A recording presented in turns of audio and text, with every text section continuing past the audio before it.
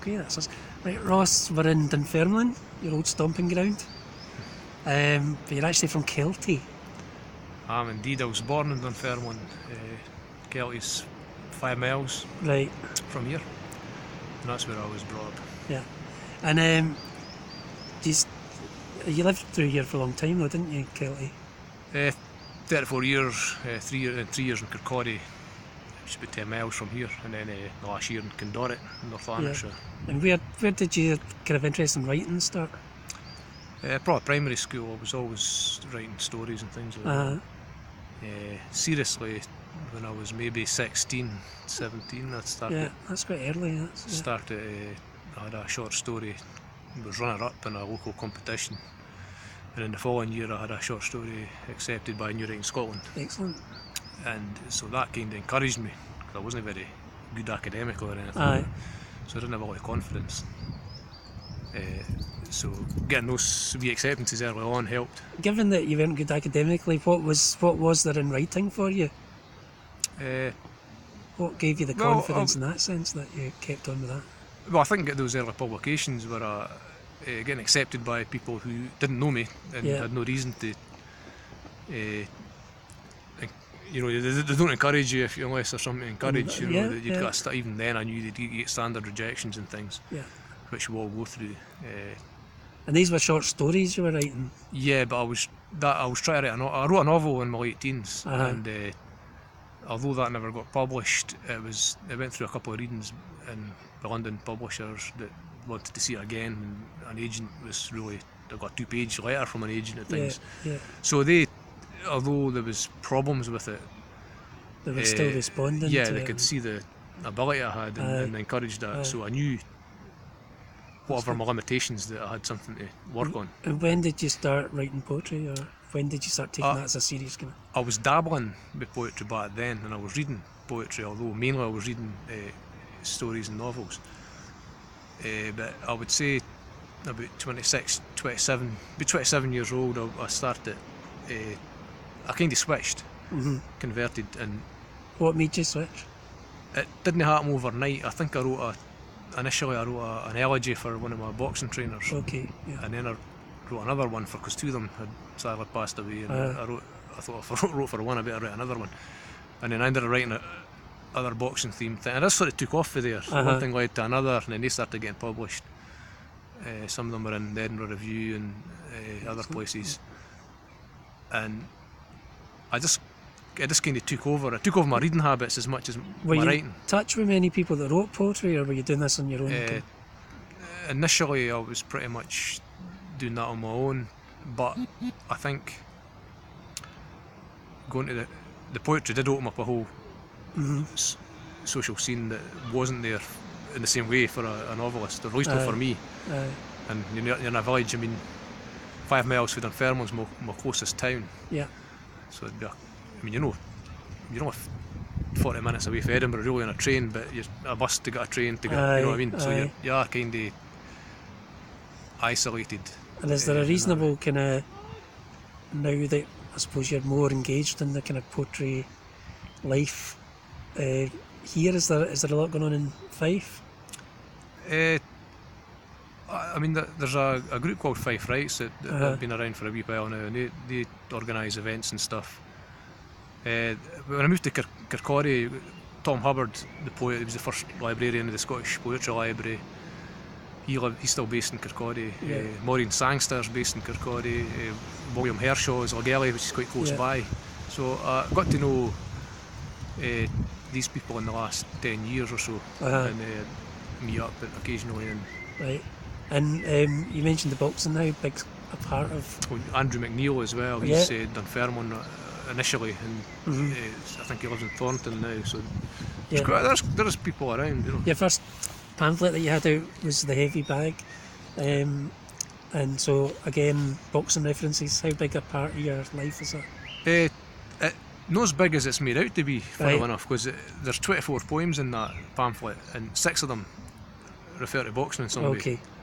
But when you read reviews, it was quite well received, and the boxing gets all the attention. So the boxing poet. You think, we're laughing about that. but you think every poem is about it, or you'd think the majority of them were about it, but they're not really. And so I touch on the subject occasionally since then. Yeah. Is it something you may be trying to get away from then, or? If it's a subject that interests me, so I'll probably pop up occasionally in some shape. So I wouldn't try and avoid it if I feel. I don't feel I've overdone it.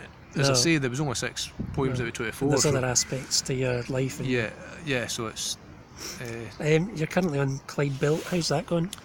It's going well. The only writing group I was ever really in was in the mid-1990s, a WEA group. Right. So this is 20 years later. I'm in a writing group, which is a good experience. And it's how important do you feel that is to your development as a writer?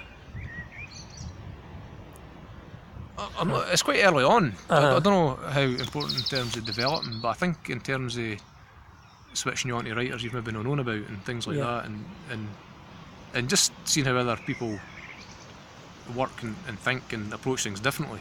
That's always useful, And so. Well, I was on a couple of years ago, but and I found that was one of the big things for me. I've been used to working in a vacuum.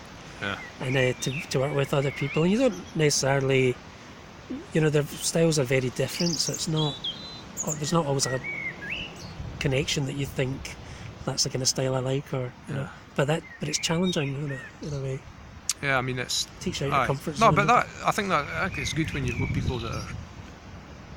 We're in Dunfermline. I've got a couple of artist friends here, and I found that good that they're not writers, but they're creative people in a different medium, and they have their own ideas, and who have different kinds of personalities and differerent approaches and ways of looking at the world. Things, so, in the same way, it's good to be around people that do read different things.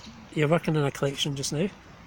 I had a collection accepted in the summer of 2015. Yeah.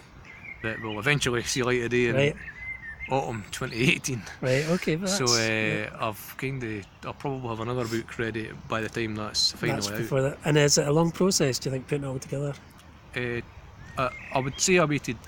The time that my pamphlet came out in 2011, that was about 4 or maybe 5 years work. And so there was maybe 4 years between that and me actually submitting this manuscript. Yeah.